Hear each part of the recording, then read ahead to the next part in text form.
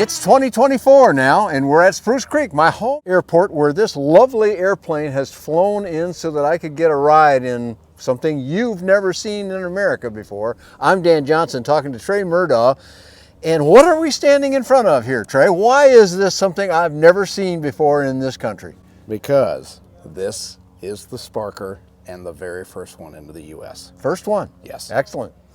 This plane came out in Europe in 2022 and has been widely anticipated. We've been very eager to get it in.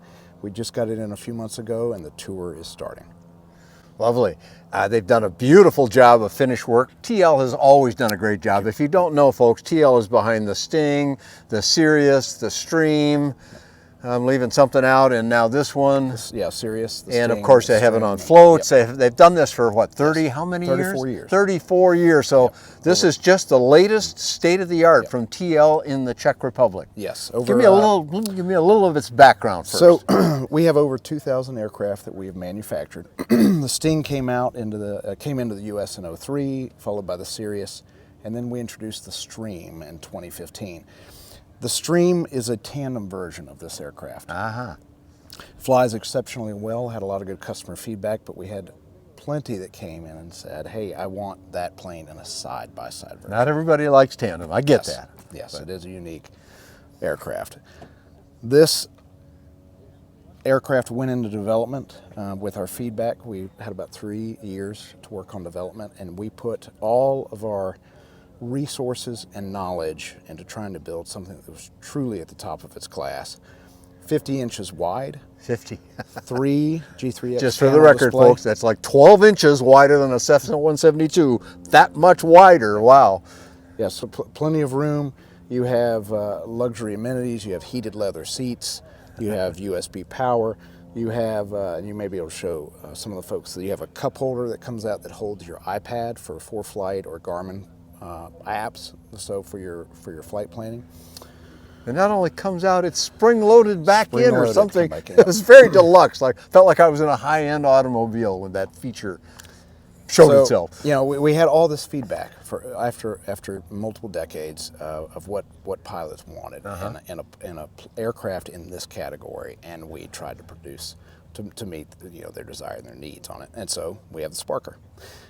So describe the airplane's materials to me. What's it made out of, Trey? So the aircraft is carbon skin, carbon interior, and carbon and Kevlar matrix in the cockpit. Why we do that in the cockpit is we surround with a Kevlar matrix to keep the carbon from fracturing in the event of an incident. So it actually gives you added safety in the aircraft. Other than that, it's all carbon. So kind of a Kevlar, it's like almost like a roll bulletproof cage, vest. Yes, almost. Exactly. Okay, I got it. So skin is all carbon. Spars are carbon. The aircraft, like the Stream, is stressed to about 11 Gs. 11 Gs. 11 Gs. I noticed when I was maneuvering pretty well, I mean, there's no slop in it anywhere. It's just rigid. Yes. Rigid in a good way, the kind of rigid you want. Yes. So construction of skin and interior, and then the Kevlar for the cockpit. Let's go back to the front again and talk to you. You got 915 IS engine in this aircraft. You believe you're going to shift more to the 916, though, you suggested. That is correct. Tell me a little bit about that thinking. So our aircraft in Europe, we fly with the 912 ULS and the 912 IS, or an Edge performance injected engine, about 100 to 108 horsepower. That's a third-party product that gets a little more power out of a Rotax. And all of our aircraft have utilized for the last couple decades that power. With the Stream being introduced in 2015, we started experimenting with the turbo Rotax engines. It's about when that engine came out, too, yes, actually. So. It is. But the Sparker was specifically designed and engineered for the new power plants, for the 915 and now the 916 specifically. Larger cowl that can accommodate the intercooler and the turbos. Yeah, you got a lot of extra parts in addition to the engine itself in there. By the way, folks, if you don't know, 915 is 141 horsepower. 916, the new one they came out with a couple of years, well, a few years after the 915, is 160 horsepower. Yes. But is essentially the same engine. Very similar. With some extra hardware items. Yes, very, very similar attachment points. The installation is similar. They're almost identical, similar weight. The 916 is a little heavier, but it's a more robust engine, and obviously you have another 20 horsepower. So that gives you added power for climb and in cruise.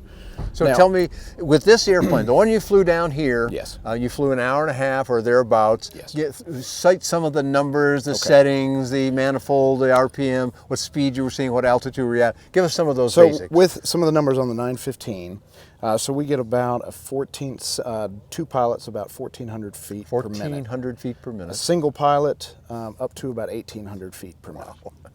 Actually, the other day, I think we might have mentioned this in our flight, I was getting about 2,000 feet per minute climb. On a cool day. Yeah, on a cool day. Now, 916, we're going to see two pilots around 1,600 feet a minute, single pilot up to about 2,100 to 2,200 feet a minute.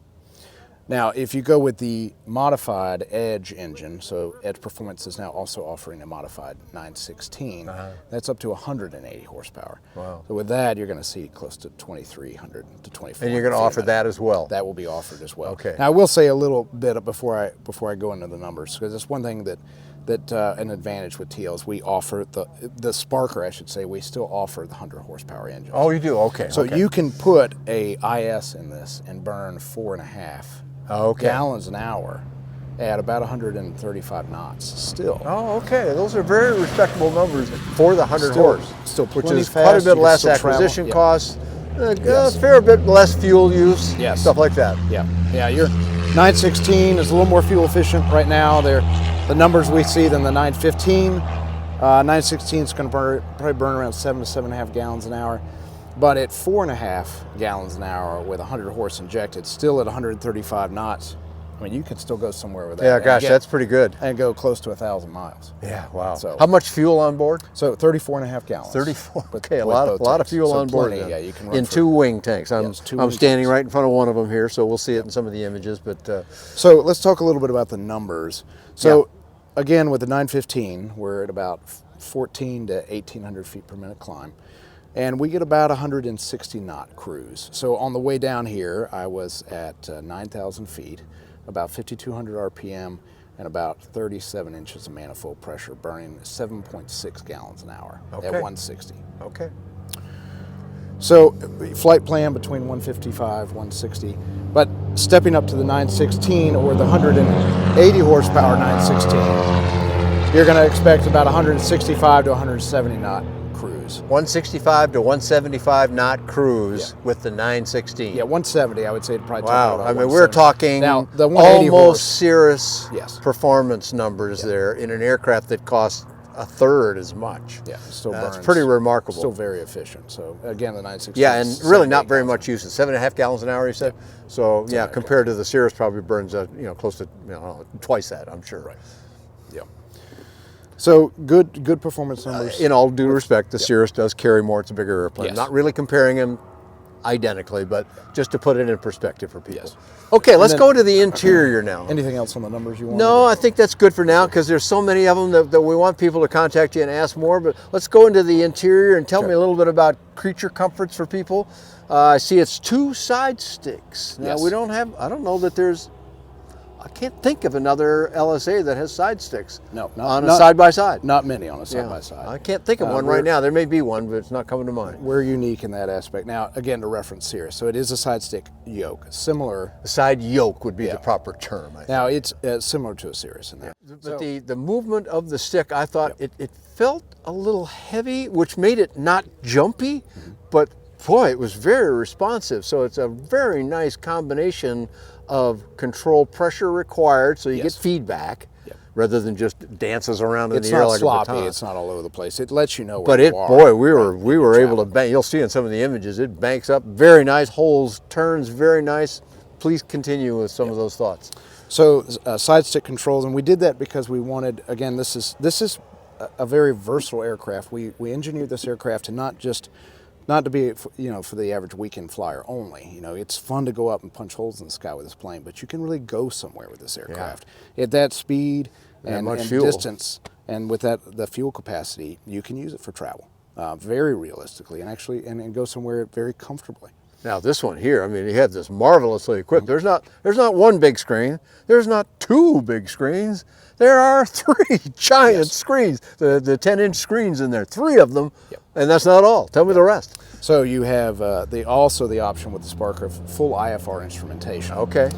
So you can put a GTN 650. If you want to have GPS only or nav approach, you can go with a 355, or you can put a 750 in it and take out the center G3X I see, display. okay. So 750, a 650, or a 355 would be your options. Now, in addition to that, of course, we have the comm panel and the 507 autopilot that interfaces with IFR to run approaches. Now, what we spoke about earlier as well, then you have a cup holder, and maybe we'll have some B-roll of that, but you'll have the cup holders pop out, and there is a pneumatic screen holder that can hold an iPad mini. So with all of those elevated that can pop out of the dash, you can have 1, 2, 3, 4, 5, 6 screens running. And if that's not enough, use your phone, your watch, whatever.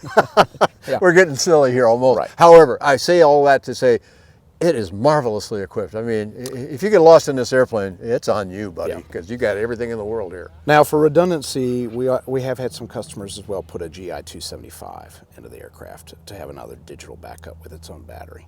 Okay. Yeah, well, in addition to the backup battery for the I'm GTX. sure that's unnecessary, but I guess people like to be really sure, so that's okay. All right, carrying capacity, what is its loads? Excellent question. So the Sparker is now certified to 1,652 gross. Okay. With the 100 horsepower engine, we have a useful load of 750 pounds. 750 useful. Useful. And so you're going to be hard pressed to max out your useful load. That's you can accommodate up to about 230-pound pilots, full bags, and full fuel.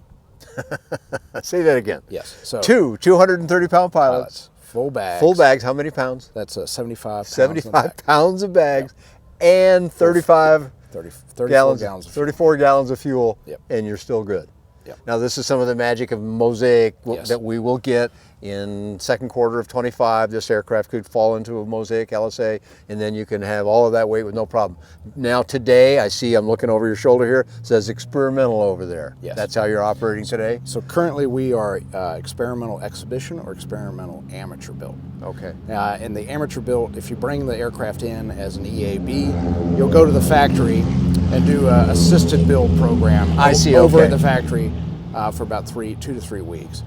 And that is in place now until Mosaic solidifies. Okay. Now, that being said, I think even with Mosaic, we'll probably still have some customers that want the aircraft to be an EAB for the advantages that offers. Yeah, or you can go ELSA then. So once you have SLSA, then they can change things, and there's a lot of advantages to that if you don't want to have it be used for commercial purposes later, which would invalidate that. But you can go back if you haven't changed anything. You can go back too. So it's a pretty good program. All right, well, it's a lot of information, Trey. We don't want to give them every piece of information here. I want people to come and contact you and inquire and maybe get the experience that I had, which we'll try and show people, but you'd rather have it yourself, folks. How do we find you on the web, Trey? So you can come to tlsportaircraft.com. Okay. So and where are you located? We are in Charleston, South Carolina. Charleston, South But Carolina. we also have a dealership in Maryland at Frederick Flight Center. And we have a dealership in Chicago, which is Aerosport. They're in Galt currently. Okay, great. First one in the country, the TL Sparker. We're going to show you some images of it here, and there'll be more coming down the road, but thanks so much for coming out here to Spruce Creek and giving me a nice ride in the Sparker. Appreciate it. All right. Y'all come back now, folks. Get more on buydanjohnson.com. Go to tlsportaircraft.com, get all the information on these aircraft, and keep it in the air.